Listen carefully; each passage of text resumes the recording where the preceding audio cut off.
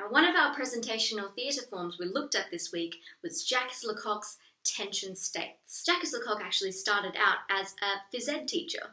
He was really fascinated with the way that the body moved and different parts of tension that you could create in your body. After many years of studying physical education, he started looking more towards theatre. Now, as we observed today, there are 7 tension states. State number 1 is no tension in your body whatsoever.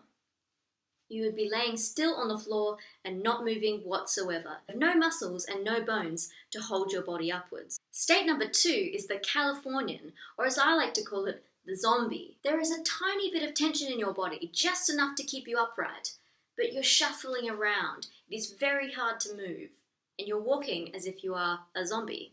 Tension state number 3, as we observed, is the neutral tension state. This would be the state where you just walk as if you are neutral. Now remember, some people's walks aren't always neutral. Some people have a bit of a skip in their step, and some people are a bit sluggish when they walk, and they feel that to themselves, that is their neutral. But remember, our actus neutral is hands by your side, legs slightly apart, and shoulders back, and people walking just like this with the correct posture. That is neutral. A lot of teenagers believe that neutral is slouching like this and walking around.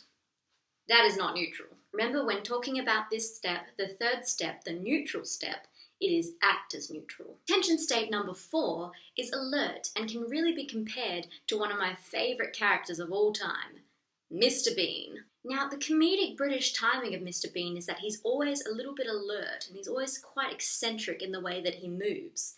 He always seems to think that something's going on. He's slightly on edge in his body, and he's just walking around as if he's curious. He has a little bit more tension in his body than neutral, but not enough that it's panicky.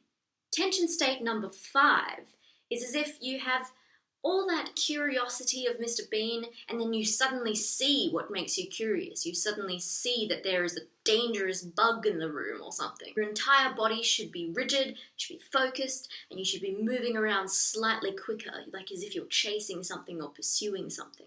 Tension state number 6 is called melodramatic. It can also be referred to as opera.